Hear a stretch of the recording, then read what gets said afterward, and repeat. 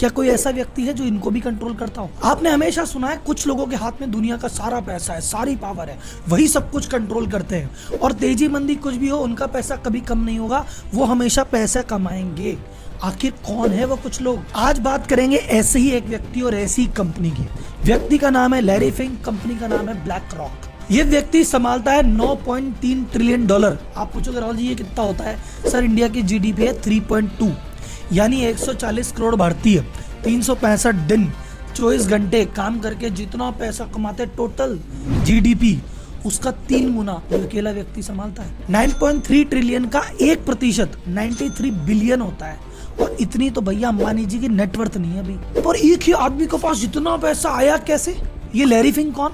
ये black rock कौन है? इतना पैसा लाया कहां से? ये पैसा लगाता कहां पे? लैरी फिंक पे और धीरूभाई अंबानी में कॉमन क्या है? ये धीरूभाई अंबानी, रतन टाटा, ये लैरी फिंक, ये कुछ लोग इस प्रकार से कैसे अपने बिजनेस का साम्राज्य रचते हैं कि कुछ भी हो इनके बिजनेस कभी डाउन ही नहीं होंगे, सदियों तक टिके रहेंगे। ऐसा क्या राज है? आज इस वीडियो में जान लोगे आप।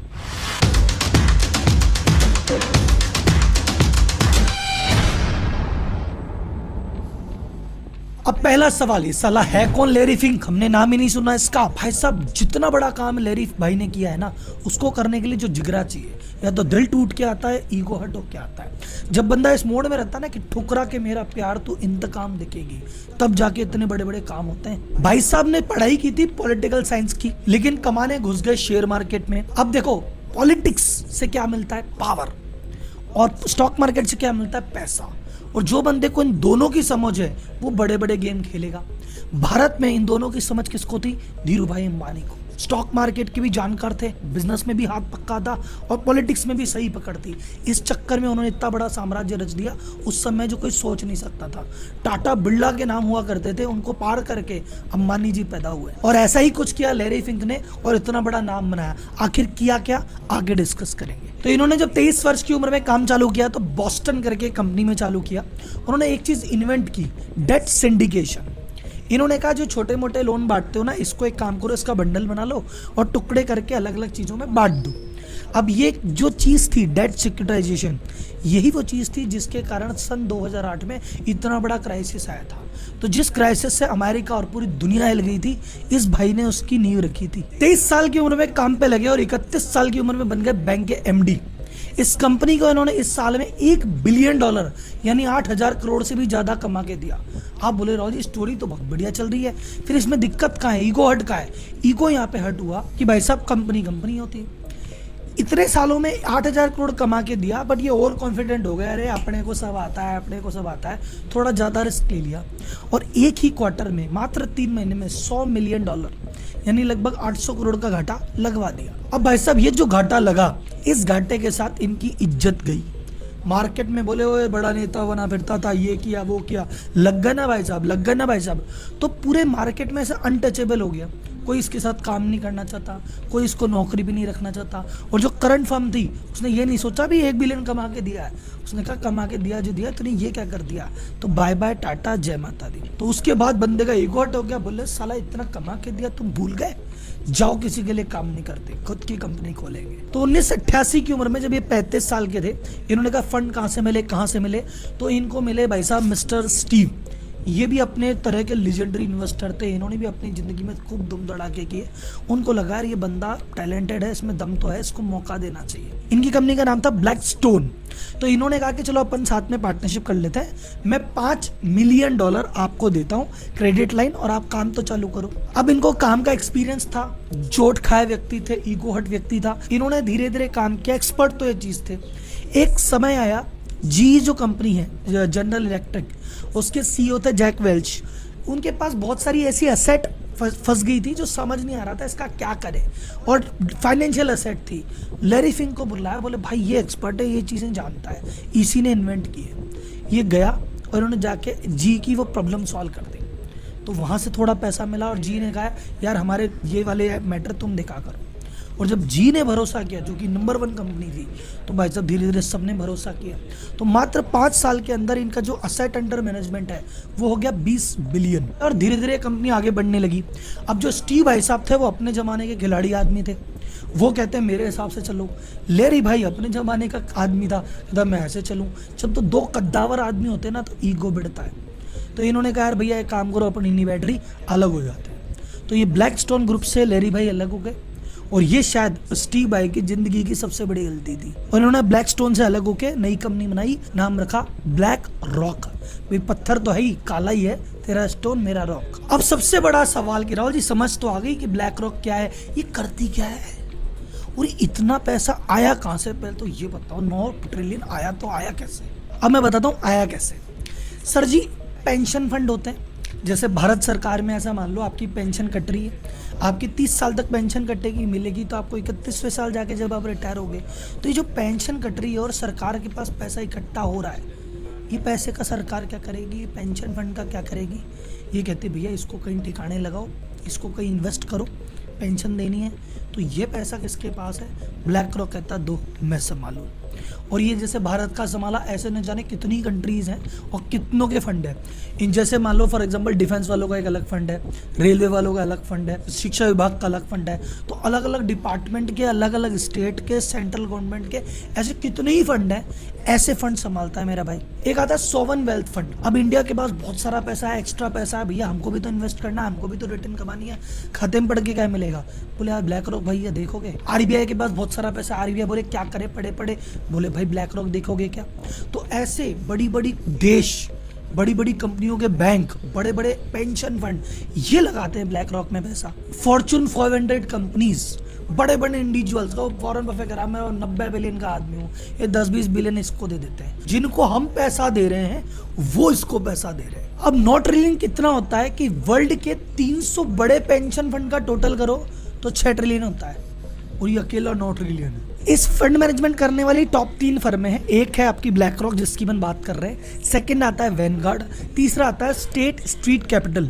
ये तीनों मिलके अमेरिका के जीडीपी का 70% अकेले संभाल रहे हैं। बात करते हैं ब्लैक रॉक इतने पैसे के साथ करता क्या है। ब्लैक रॉक इतना इन्वेस्टमेंट करता है कि आप मानो कि वर्ल्ड के टोटल शेयर और टोटल बॉन्ड वैल्यू का 10% अकेला ब्लैक रॉक है। ब्लैक रॉक जितना पैसा संभालता है अमेरिकन जीडीपी का 50% भाई अकेला है। ये वर्ल्ड का लार्जेस्ट शैडो बैंक है और ये वो कंपनी है जो पूरी दुनिया को कब्जे में रखती है। आप कैसे कह सकते हो पूरे वर्ल्ड को ओन करती है?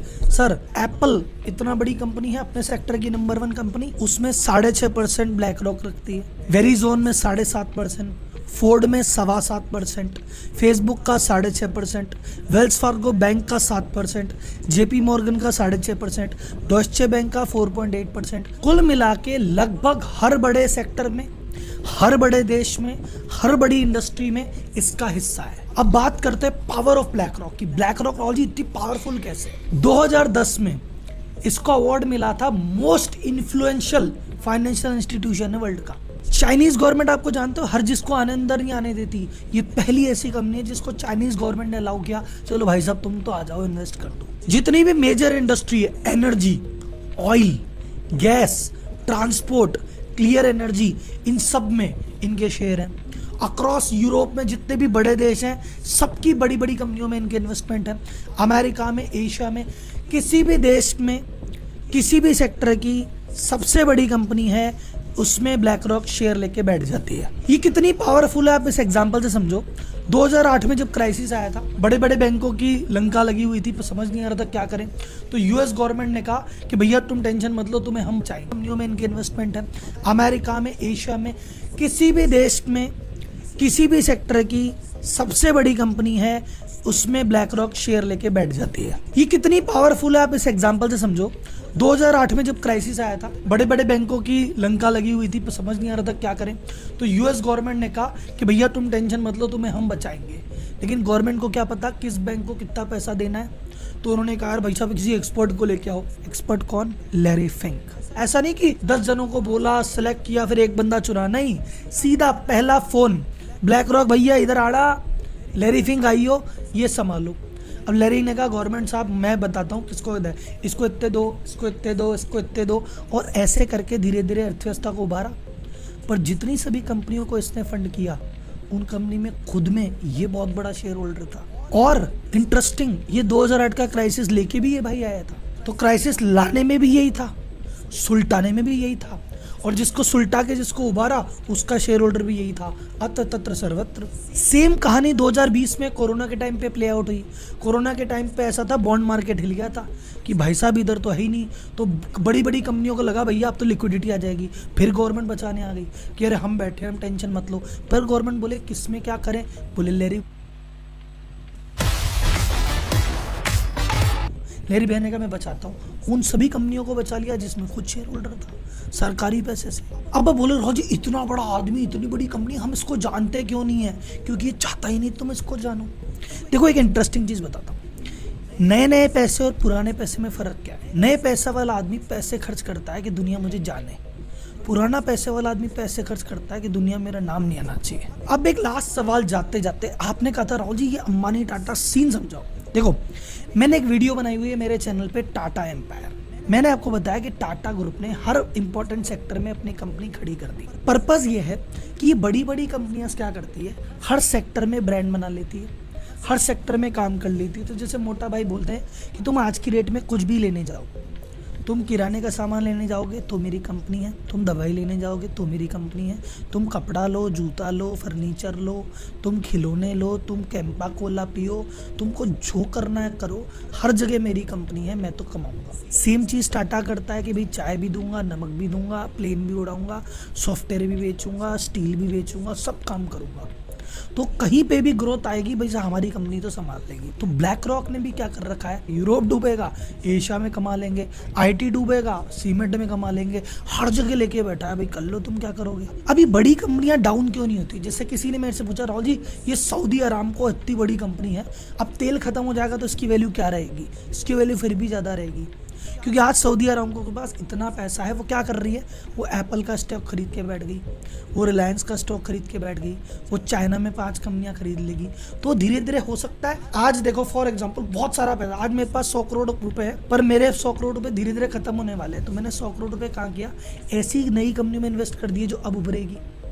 जब वो उभर जाएगी और वो जाने होगी तो मैं उनका स्टेक नहीं में कर दूंगा। तो ये जो कारवां है ना, ये हमेशा चलता रहता है। तो इसलिए पैसे वाले हमेशा पैसे वाले रहते हैं, और गेम हमेशा पैसे और पावर का ही है। तो अगर आपका पैसे पे कंट्रोल है तो भी आप हीरो, और अगर आपका पावर पे कंट्रोल है तो भी आप हीरो, और दोनों पे कंट्रोल है आप हो सुपर हीरो। तो आज की वीडियो में बस इतना ही। ब्लैक रॉक पे मैंने रिसर्च की, बहुत सारी वीडियो मिली, लैरी फेंग पे बहुत सारी वीडियो मिली, पर अगर आपको लगा कि सारी वीडियो में ये अलग निकल के आई, इसने जो समझाया, तो लाइक करके एक बार मुझे इसी मोटिवेशन के साथ अगली वीडियो फिर लाते रहेंगे। तब तक के लिए धन्यवाद, जय।